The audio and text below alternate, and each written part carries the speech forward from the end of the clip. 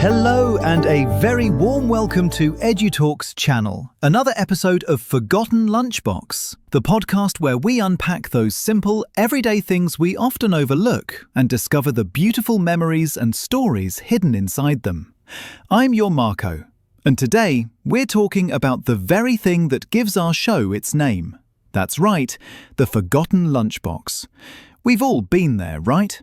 The sudden panic at 3 p.m, the realization that your tiffin box is still sitting on the kitchen counter. But have you ever stopped to think why this simple object holds so much power over our emotions? To help me dig into this, I am absolutely delighted to have with us today Dr. Emma Carter, a renowned psychologist and author who specializes in memory, nostalgia, and their impact on our modern lives. Dr. Emma, thank you so much for joining us on the Forgotten Lunchbox. Thank you for having me. It's a pleasure to be here, and what a fascinating topic to explore. We're thrilled to have you. So, Dr. Emma, let's start with the obvious. The term Forgotten Lunchbox. It immediately sparks a very specific feeling in most of us. It's not just about forgetting any object, it feels different. Why is that? What's so special about a lunchbox? That's an excellent starting point. You're absolutely right. Forgetting your keys induces frustration. Forgetting your wallet causes anxiety. But forgetting your lunchbox, it often brings a wave of something else, a sweet, melancholic sense of nostalgia. The lunchbox isn't just a container, it's a vessel of care. Think about it. For a child, that lunchbox was prepared by a parent, a grandparent, or a guardian. It was a physical token of love, packed before the day even began. Forgetting it wasn't just about missing a meal. It was, on a subconscious level, like momentarily misplacing that feeling of being cared for. It's a tiny separation anxiety. And then, of course, the immense relief and joy when you get it back. That makes so much sense. It's the emotional weight, not the physical object. It's the memory of your mother's handwriting on a small note tucked inside, the specific way she cut the sandwiches, or the special treat on a Friday. Precisely. To neuroscientifically, smells and tastes are powerfully linked to memory, a concept known as the Proustian memory effect.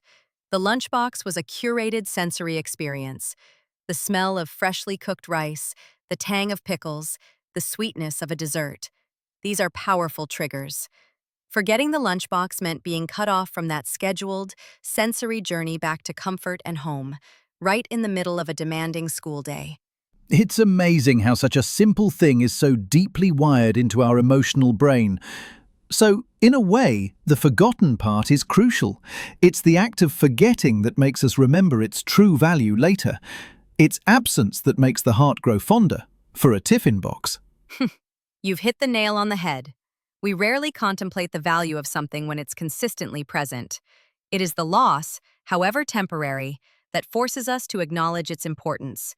That moment of realization, oh no, I forgot my lunchbox, is immediately followed by a mental replay of its contents, a heightened appreciation for the effort that went into packing it. The forgetting amplifies the remembering. So, we've established the lunchbox is more than just a box. It's a symbol. And that leads me to our podcast's bigger goal.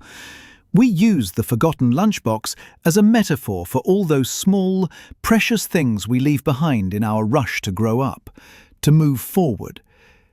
Can you talk about that? What else does this metaphor represent? The metaphor is beautifully expansive. The forgotten lunchbox represents all the seemingly small rituals and comforts we shed as we transition into adulthood. The simplicity of childhood, the unstructured playtime, the afternoon naps, the unwavering belief in magic and stories.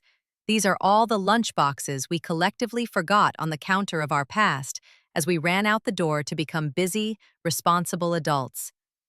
Finally, we often dismiss these things as trivial, but they were fundamental to our emotional nourishment.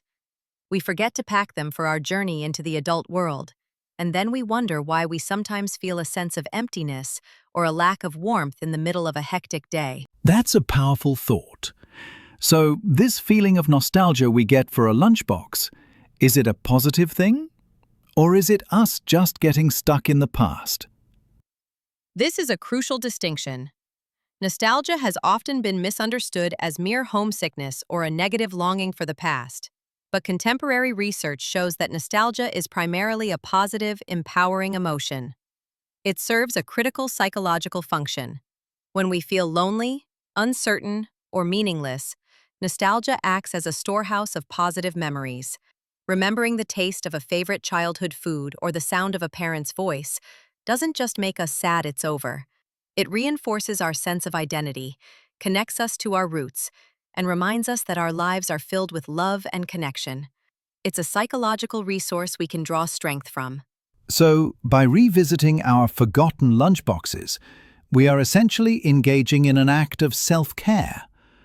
We are reconnecting with a part of ourselves that knows how to find joy in simple things.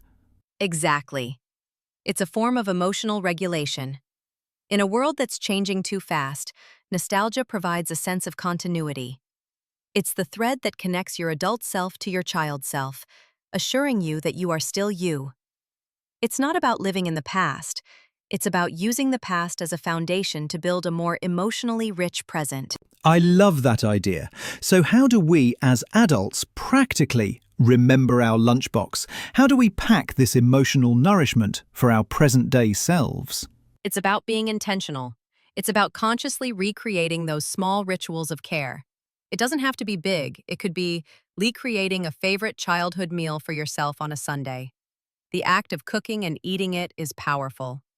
Indulging in a hobby you loved as a child but abandoned, like drawing, dancing, or reading comics. Connecting with an old friend and reminiscing about shared silly memories. Simply being present and mindful in a moment of simple joy, like feeling the sun on your skin or sipping a warm cup of tea. Much like how we savored our tiffin breaks, the key is to give yourself permission to enjoy these unproductive moments. You are essentially repacking your adult lunchbox with things that feed your soul, not just your body. That's wonderful, practical advice. It's about giving that same care to ourselves that we received as children. Dr. Emma, this has been an absolutely fascinating conversation. You've given us so much to think about. You've made us see this simple object in a completely new, profound light. Is there one final thought you'd like to leave our listeners with? Thank you for this lovely conversation. My final thought would be this. Don't wait to forget something to appreciate its value. Take a moment today to think about your own forgotten lunchboxes. What are the small, simple things that once brought you pure joy? Maybe it's time to go back to the kitchen counter of your memory and pick one up. You might find it's exactly what you need to nourish yourself today. What a perfect way to end. Thank you so much, Dr. Emma Carter, for your incredible insights. My pleasure. Thank you for having me. And thank you, our wonderful listeners, for tuning in to another episode of Forgotten Lunchbox. We hope this conversation inspired you to unpack some of your own memories. If this episode resonated with you, please share it with someone whose lunchbox you might have shared once. Don't forget to follow or subscribe wherever you get your podcasts. Until next time, don't forget to pack your joy. Take care